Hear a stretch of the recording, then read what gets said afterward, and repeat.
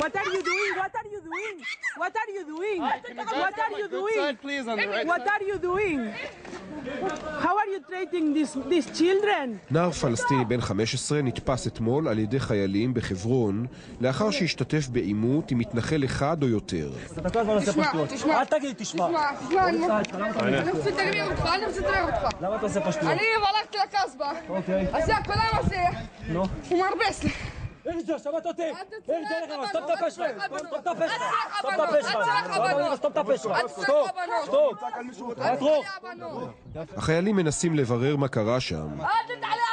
סתום את הפה, סתום את הפה, שתוק, למה עוד שנייה אני עוצר אותך, הבנת? עוד שנייה אני עוצר אותך, תשב פה ושתוק. אחרי צעקות הוא שוחרר. סביר להניח שלא שמעתם דבר על התקרית הזאת, בדיוק כמו גם על זאת. 3 ימים לפני כן אירוע דומה. אתה אומר שזה לא הוא? לא, בטוח? אז מי כן? אתה בטוח? לא, אני לא. אז בוא איתי, תסתכל למצלמה. אם לא, אם כן הוא בא איתי. הפעם נער אחר חשוד שהשליך אבנים. וואלה תסגיר. אם כן, בא איתי. נו. יאללה בוא. אז מה? אז מה? מה זה קשור? הנה תראה. אין כלום. נו אז מה? יאללה. שוב, גם הפעם החיילים עומדים מול ספק נער, ספק ילד, ומנסים להבין אם הוא אשם.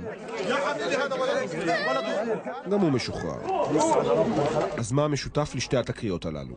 אלו אירועים קטנים לכאורה, המעידים על מציאות יומיומית קשה, שבה נדמה כולם קורבנות. חלק גדול מן האירועים הללו מתועדים על ידי מצלמות הפלסטינים, בדיוק אלו שצילמו את דוד הנחלאווי.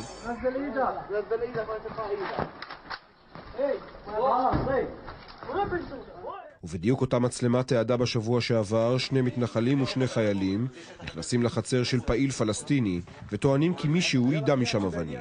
אתם כנסו הביתה, זה שטח שלנו, איפה החוצה? זה שטח שלכם. כנסו החוצה. מותר לי, עמוד איך אני רוצה, איפה אני רוצה, מתי אני רוצה, זה החוק. יופי, סתום את הפה עכשיו. לא מסתום את הפה, למה תסתום את הפה? סלאמוס, דן פנימה. בסדר, פעם באה צלמי. אם היינו יודעים, היינו שוברים להם את העצמות. עכשיו, אנחנו מגנים על יהודים, זה התפקיד שלא להגן עליך, פרצוף תחת. לא, אתה גם אגון עליי. זה העבודה שלך. מי מגן עליך? ברגע של הזדמנות אני רב לך, בן זונה. לא בכדי חברון מייצרת סיטואציות כאלו למכביר. בעיר שבה שתי האוכלוסיות חיות בצמידות, והצבא בתווך נאלץ להתמודד עם מצבים יומיומיים קשים שהחיילים כלל לא מוכשרים לעסוק בהם, התפתח חיכוך מתמיד שמייצר לעיתים שיח אלים במיוחד. כנס פנימה. בבית שלי. תן לי מהעיניים. אם אתה עוד פעם מדבר לחייל שלי ככה, אני שובר לך את הבית. שוב הרבי, עכשיו, הרוג אותי. אתה רוצה להרוג אותי?